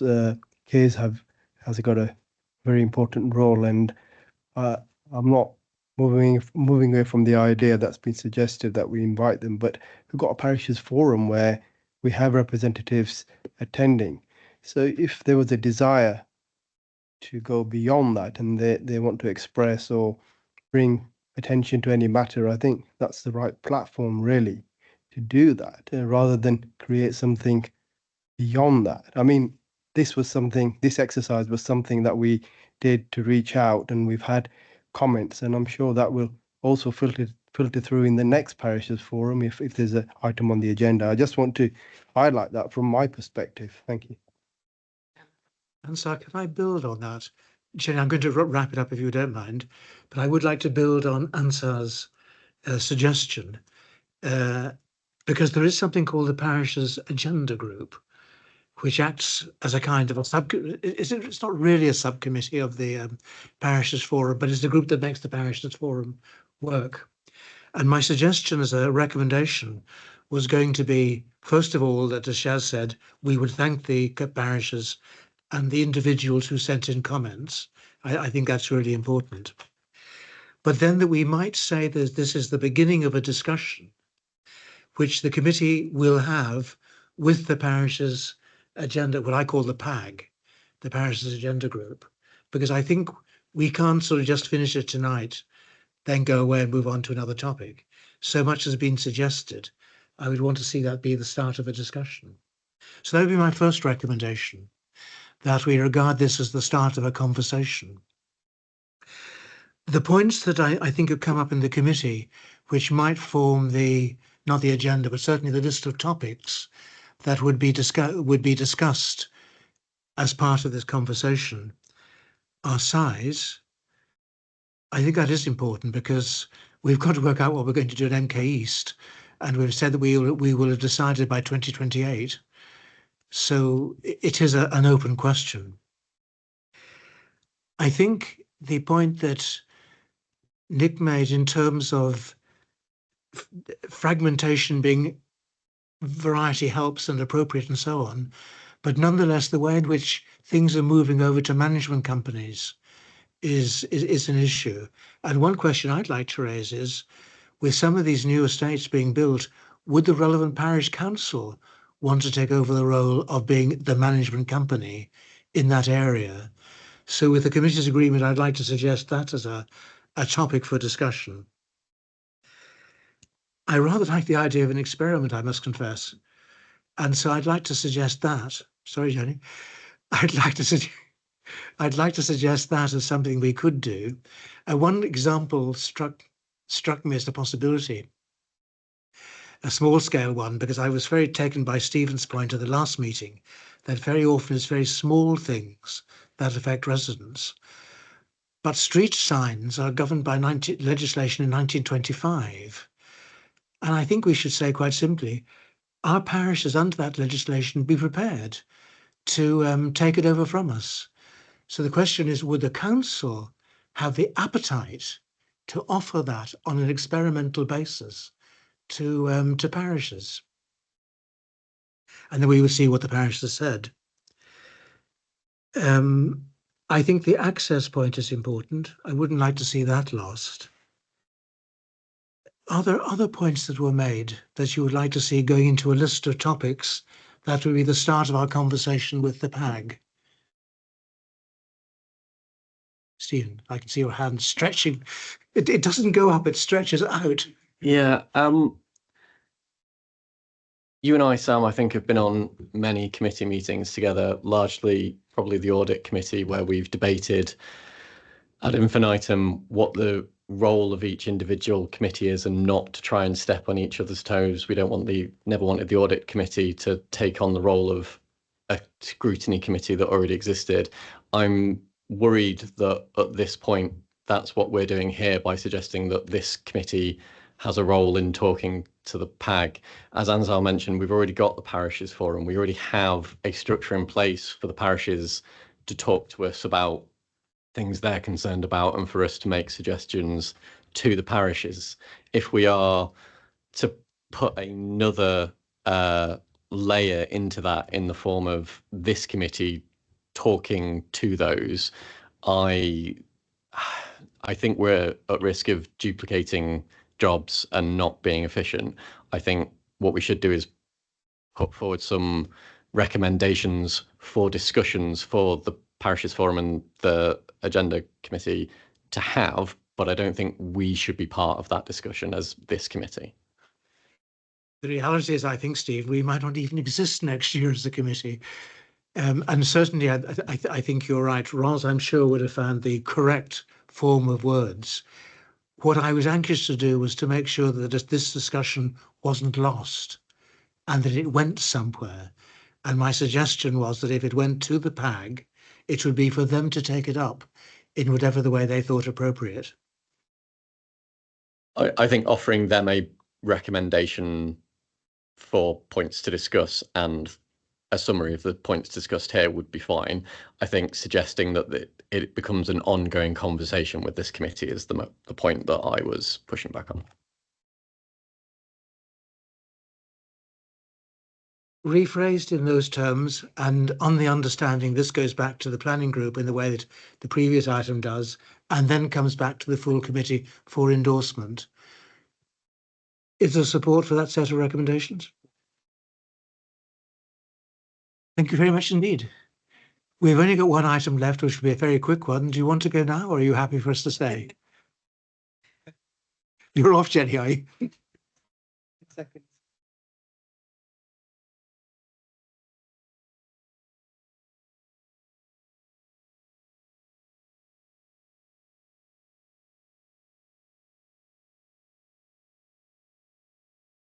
Our last item is the work programme for next year.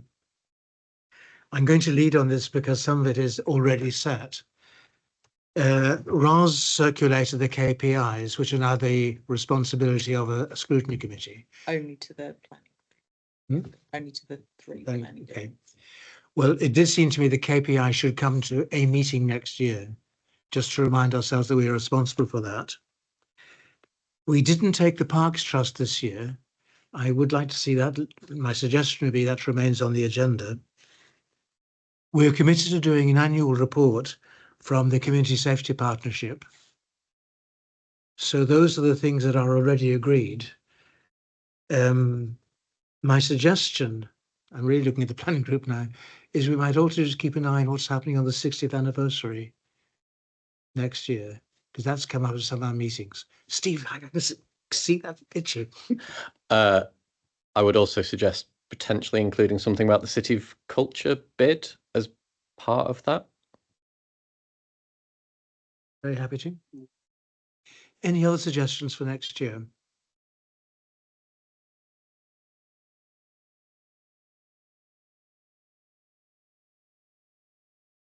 In that case, then, it only remains for me to thank, very warmly, to thank Ros for the way that she keeps us all in order. And secondly, as this is a completely neutral, non-political committee, to wish everybody good luck with what is going to happen on May the 7th. And thank you very much indeed.